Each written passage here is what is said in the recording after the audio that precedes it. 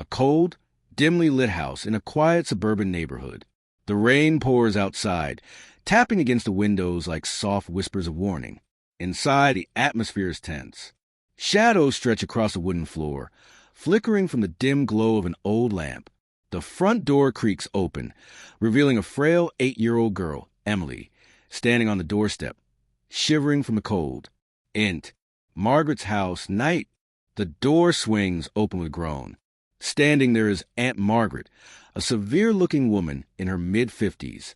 Her sharp features twist in distaste as she takes in sight of the small girl before her. Aunt Margaret, crossing her arms, sighing impatiently. "Well, what do you want?" Emily, hugging her teddy bear tightly, her voice small and trembling. "Aunt Margaret, I have nowhere else to go." Margaret's gaze flickers down at the soaked suitcase beside Emily. She exhales sharply, stepping aside just enough for the girl to shuffle in. The door slams shut behind her, making Emily flinch. Aunt Margaret grumbling as she turns away. "Don't think this means you belong here." She marches down the hall, her slippers scuffing against the floor. Emily hesitates before following, her wide eyes scanning the unfamiliar space. Walls with peeling wallpaper, the scent of dust and something stale in the air. Margaret stops by a narrow wooden door, yanking it open to reveal a small storage room cluttered with old furniture and forgotten belongings. A single moth-eaten blanket lies in the corner. Aunt Margaret, gesturing vaguely at the space. "This is all you get. Keep your head down, do as you're told, and maybe you won't be a total nuisance." Emily swallows a lump in her throat and nods. She steps inside, her feet barely making a sound on the cold floor. The door creaks as Margaret swings it shut, leaving the girl alone in the dimly lit room. Emily sinks onto the dusty blanket, hugging her teddy bear close as thunder rumbles in the distance. The small storage room where Emily has been forced to stay. The room is dimly lit by the pale glow of the street lamp filtering through a cracked, dusty window. The sound of the storm outside continues, the occasional clap of thunder making the old walls shudder. Emily sits curled up on the thin blanket, her teddy bear clutched tightly to her chest. In storage room, night. Emily shifts uncomfortably, her small frame trembling from the cold. She glances around the room. Shadows loom over broken furniture. Cobwebs cling to the corners. Her stomach growls, but she presses a hand against it, willing herself to forget the hunger. A sudden gust of wind makes the house groan, and she jumps.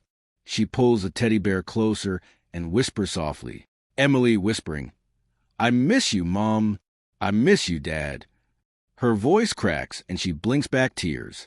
She buries her face into the bear's worn fabric, inhaling the faint, familiar scent still lingering on it. A sound from outside the room startles her, footsteps creaking on the wooden floor. She stiffens, eyes darting to the door. The handle rattles slightly before stopping. A beat of silence. Then the footsteps retreat. Emily lets out a shaky breath, her fingers gripping the bear even tighter. She slowly lies down, curling into a ball. The blanket does little to warm her, but she closes her eyes, willing herself to sleep. The storm rages on outside, but inside, Emily's world is quiet and lonely. Early morning in Margaret's house. The storm has passed, leaving the sky gray and heavy. The house is quiet except for the faint ticking of an old clock. Emily stirs awake on the hard floor of the storage room, her limbs stiff from the cold. A faint knock on the door startles her. In storage room, morning, Emily blinks groggily, her eyes heavy with sleep. She rubs them with small fists before sitting up, shivering.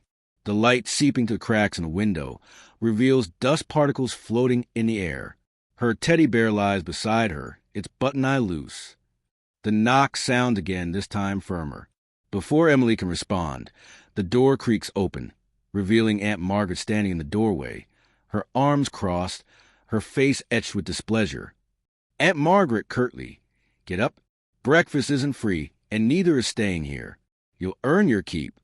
Emily swallows hard and nods, pushing the thin blanket aside. Her stomach rumbles, but she doesn't dare ask for food. Margaret steps back, waiting impatiently as Emily hesitantly rises to her feet. In kitchen later, Emily stands by the sink, her small hand scrubbing a pile of dishes. The scent of eggs and toast lingers in the air, but none of it is for her. Her stomach knots with hunger as she watches Margaret and her son, Charles, sit at the table, eating without acknowledging her presence. Margaret sips her tea, eyeing Emily with indifference. Aunt Margaret coldly, "Make sure the floors are spotless after this. And don't think about touching any of the food." Emily bites her lip and nods, her fingers trembling as she scrubs harder. She blinks back tears, determined not to let them fall. No matter how harsh the morning is, she silently promises herself, one day she will be free. Late afternoon in Margaret's house. The sky outside is clearing, allowing streaks of golden sunlight to filter through the windows. Emily, exhausted from hours of chores, sits quietly in a corner of the kitchen, her fingers tracing the worn fabric of her teddy bear. She listens to the distant chatter of school children passing by outside, their laughter a stark contrast to the silence that engulfs her. In kitchen, late afternoon, Emily wipes her hands on her ragged dress, glancing at Margaret, who is seated at the table, going through a stack of bills. A deep frown etches her face as she sighs heavily, rubbing her temples. Emily hesitates before speaking. Emily, softly, "Aunt Margaret, may I go to school?" Margaret's eyes snap up, narrowing. She places the papers down and leans back in her chair, scrutinizing the girl before her. Aunt Margaret, scoffing, "School? And who's going to pay for that? You think I have money to waste on you?" Emily lowers her gaze, her small hands tightening into fists in her lap. She had expected this answer, but the sting of rejection still hurts. Margaret exhales sharply, picking up the papers again. Aunt Margaret, dismissively, "You're better off here, earning your keep. Dreams don't feed an empty stomach. Now get back to work." Emily hesitates, then slowly rises, her chest tightening.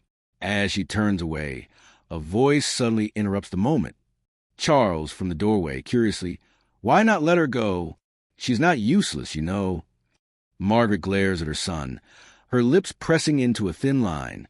Charles, a lanky boy of 15, leans against the doorframe, arms crossed.